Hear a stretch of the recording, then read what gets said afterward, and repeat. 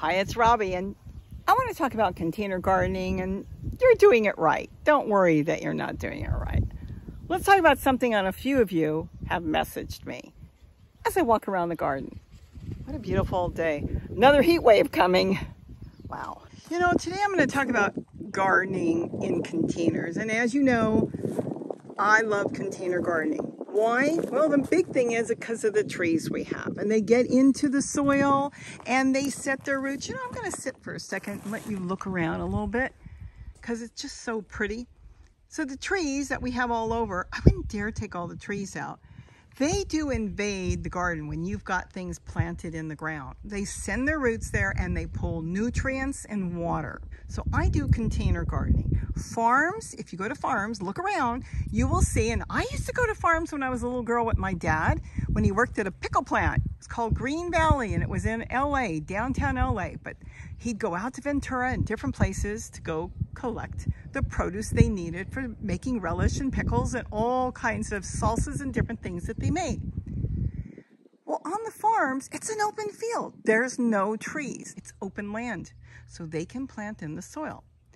Now, going back to what I want to talk about as far as containers. I love containers because I have full control. You can go watch the videos on that. I talk about that all the time, why it works so well in Southern California where it's so hot, or even in areas where you get a lot of rain, it works perfect. Whatever your issue is, you can work it out with containers. You can get all kinds of things growing, keep them off the ground to keep the critters out, and you'd be able to grow a field of, let's say, turmeric or a truckload of squash. So I've got messages, and one person in particular said, I'm doing something wrong. I went to a farm and saw huge cauliflower and broccoli, and mine growing in containers are not that big. So I've got to figure out what they're doing versus what I'm doing because I want them to be that big. Well, let me tell you something, and this goes with all the different things you're growing in containers. You can make them grow pretty much as big as you want. But that means less plants per container. So if you've got an 18-gallon tote, you would have one plant in there. But I have planted one Swiss chard in there where it grew and had the size leaves of elephant ears. Massive. This one's smaller. Why? I've got carrots growing in here. I've got tomatoes growing in here. I've got multiple plants, more green Swiss chard back there with the red. Multiple plants growing in one container. So they're all pulling, and they're not going to get that big. That doesn't mean I'm not going to get food. Those leaves are perfect. So I use 2 or 3 leaves instead of one giant leaf. I am gardening with no added nutrients other than what I put in there. In other words, I am not buying fertilizer. I'm not using synthetic fertilizer. I'm not using organic fertilizer. The only fertilizer I'm using is fertilizer I make on my own, and how I fill my containers with leaves and kitchen scraps, which is basically leaves and stuff from the garden that you didn't eat, something you found in the fridge that turned green. What is it? I don't remember what it was. Well, you know what? The microbes love that. You throw that in there. I'm using anything that was once alive in my totes. Now, as the totes are breaking down, the plants are growing. So it's creating soil and its own fertilizer without anything else, because that's what's filled in there with maybe some native soil tossed in, and it's growing, okay? Now, as that breaks down, it starts to disappear because it's going into the plants. Now, I can add in a pitcher, and you know how that is, and that's going to be very big for me next spring. I'm going to have pitchers everywhere because it's so easy to lift up the pitcher and toss something in there. Look, it's all broke down. I don't know if you can see it. Completely broke down already what was in there. This will constantly feed the container, and I just like the way you can lift it, drop it, and close it. You want to dig a hole and push it in? Same thing. You want to get a coffee container where you have to unsnap the lid and put it in, drop it in? It's basically a 2 system. That's perfectly fine. Whatever works for you. But don't compare your garden with a farm. Please don't. First of all, if they don't tell you, they may be putting fertilizer on there. And a lot of the synthetic fertilizer is how they're growing. If you're going and doing it my way or similar or whatever works for you, but in the same fashion as far as leaves and debris, and you know how I'm growing all this turmeric and just the leaves from this beautiful pepper tree, are creating our own soil. We're creating Mother Nature's soil. Farms all over are not creating soil. They're growing in the same soil over and over and over. I don't know how good that is.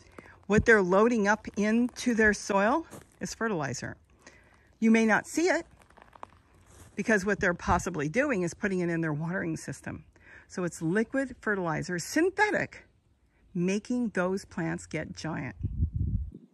Now, if that's what you want, go for it.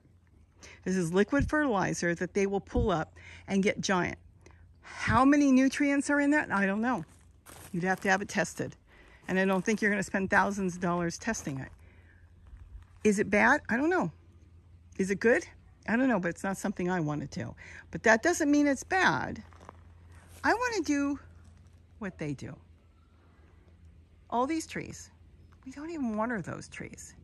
That giant pepper tree, all these trees next to it. The one that Gary planted up there that he found in my garden is now growing. What are they growing on? Nobody is giving fertilizer to these plants.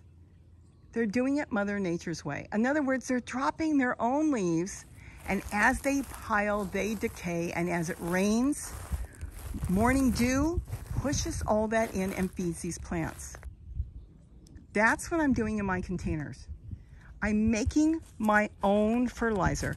And that doesn't mean my plants are going to be giant, but my plants are going to be good. I'm getting food. We have enough food. Even in the fall, when we don't grow that much, but we grow certain plants, it's all being fed on its own by Mother Nature, because I'm pushing these leaves back into the soil. Everything is going back.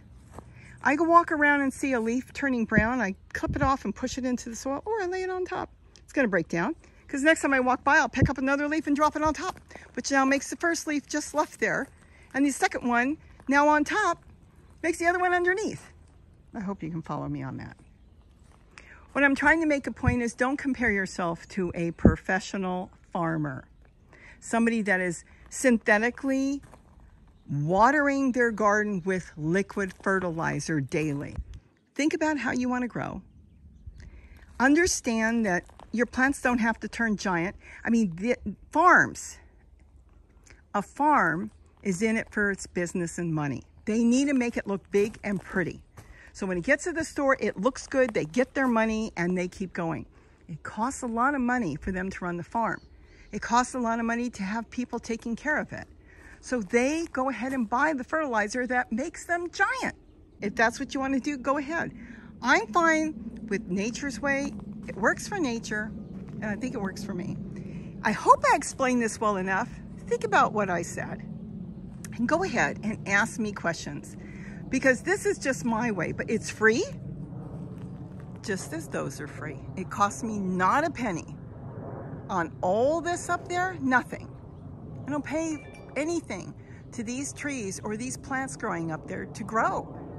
Right now, they're drought tolerant, they get enough rain to grow, and they drop their leaves, and it feeds them. So with that, have a wonderful day. And don't forget to eat what you grow. Bye-bye.